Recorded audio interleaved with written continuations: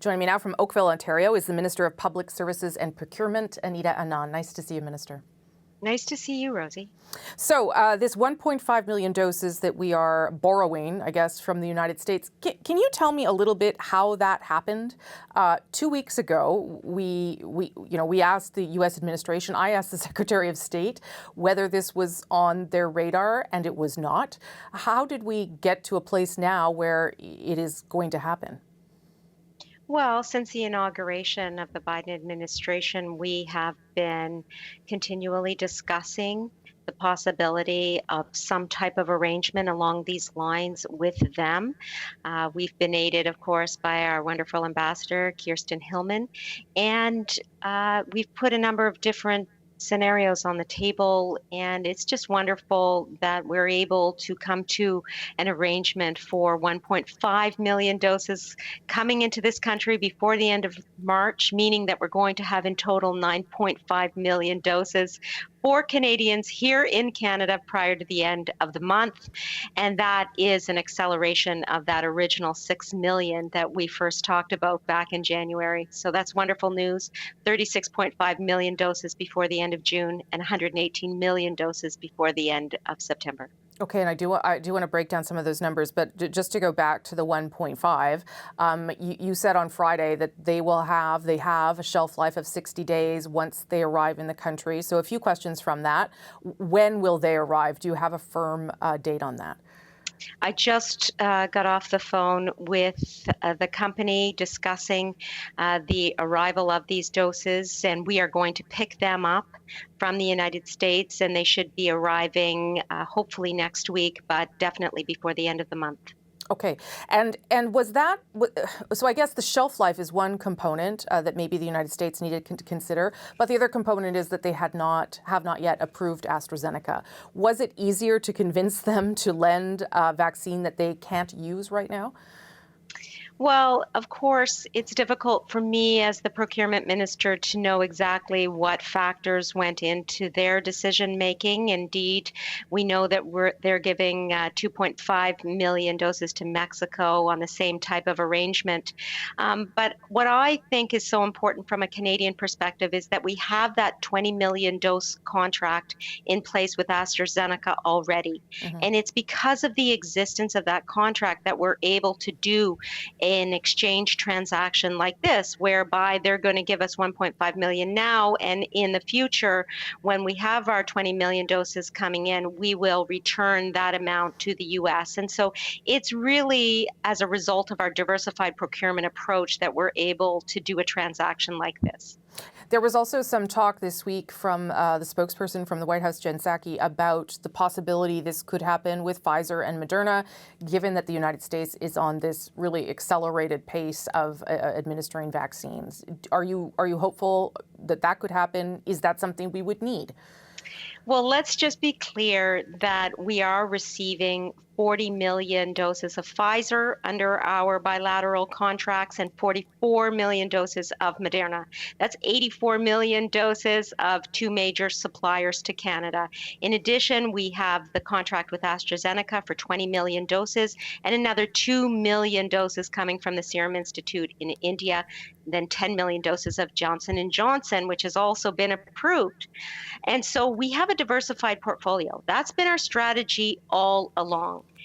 But my strategy is also to try to accelerate doses from one quarter to the next. We've already moved up 17 million doses from one quarter to the next to have earlier and earlier timelines. And we've moved up 3 million doses into the first quarter alone.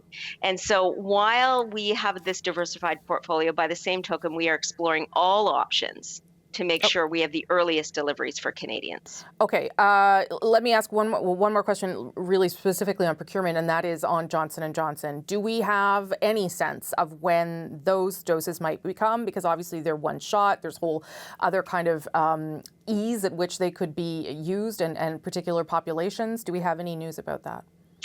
I spoke with J&J on Thursday, and in particular raised the importance of a delivery schedule as soon as possible so that the provinces and territories can do their planning.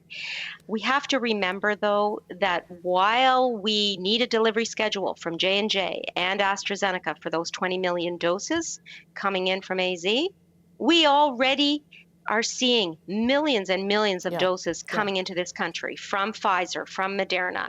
Indeed, 2 million doses coming in next week, Rosie, and 5 million doses from all suppliers prior to the end of March. And so the big lift is happening, and the provinces and territories need to be ready in order to get those shots in arms. So let me ask you that then. Do you believe that they are ready, given that, as you said, I think it's 5 million doses over the next couple of weeks? That's a pretty big change from what the provinces and territories were dealing with. So do you have the sense that things are really starting to ramp up there as well? The demand from the provinces and territories, of course, is high. Canadians across this country want to be vaccinated.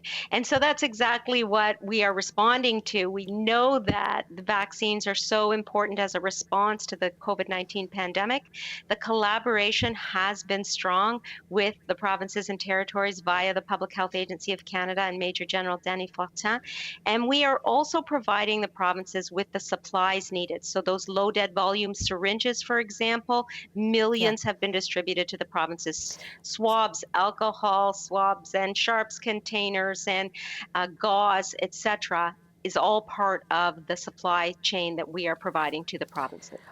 Just this week, a couple of European countries have said, okay, we are satisfied, we will start using AstraZeneca again. How much of a relief is that for you, given that there was, I think, concern and maybe confusion in the Canadian population about that? Well, Rosie, let me just say that my role as Procurement Minister is to get approved vaccines into Canada, whether we're talking about AZ, Pfizer, Moderna, or J&J. And that's what I focus on every day. The Health Canada approval process is separate from the work I do. Right, but I'm sure that allays some concerns that people would turn down AZ or would wait till they got another one. I mean, it's one thing to procure all the vaccine, but if people weren't feeling comfortable about taking it, that's a different issue. So well, I would right. I imagine this is right reassuring. To raise that. It is very important to remember the vaccine hesitancy is indeed a possibility and does take hold from time to time. Sure. And we want Canadians to take the vaccine that is made available to them, given that these vaccines are safe and effective and approved by Health Canada. I know all of us are in our various families sort of waiting to see who gets the vaccine next. I also know that you're the primary caregiver, I believe, for your father, who's older. Has he been vaccinated? Have you, so that you can go in and see him? Well, it's a really good question. My dad was vaccinated, and that was a very emotional moment for me, just being the person who has led the procurement of these vaccines. To see him actually vaccinated was incredible. I have not been vaccinated as of yet. I am an essential caregiver with my two sisters for my father, but I have chosen to wait my turn.